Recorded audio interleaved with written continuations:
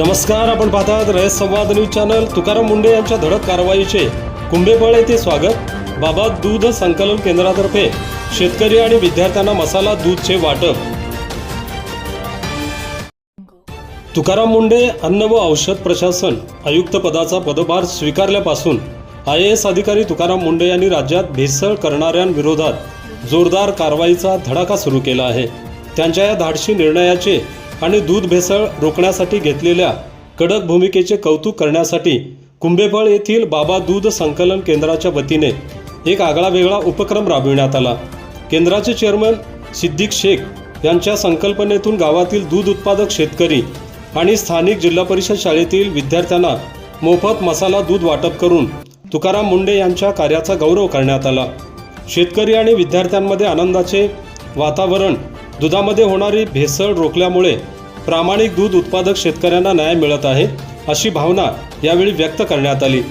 या कौतुक सोहळ्यादरम्यान जिल्हा परिषद शाळेतील लहान चिमुरड्यांसह उपस्थित सर्वांनाच पौष्टिक मसाला दुधाचे वाटप करण्यात आले।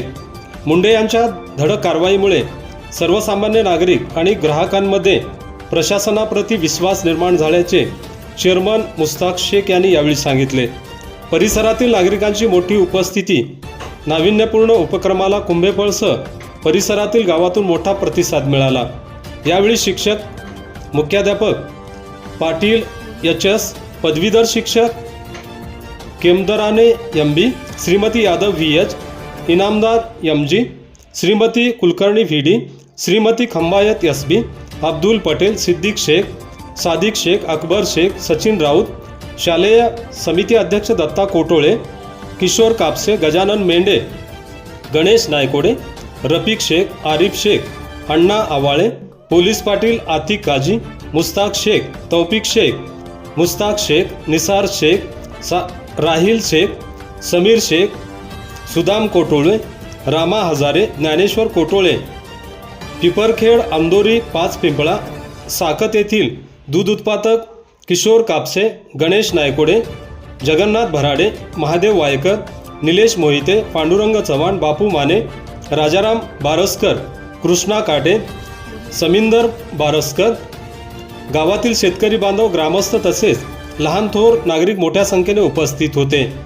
रयत संवादसाठी फारुख शेख, परंडा, धाराशिव। आपल्या परिसरातील बातम्या पाहण्यासाठी रयत संवाद न्यूज चॅनलला सबस्क्राईब करा, शेअर करा, लाईक करा।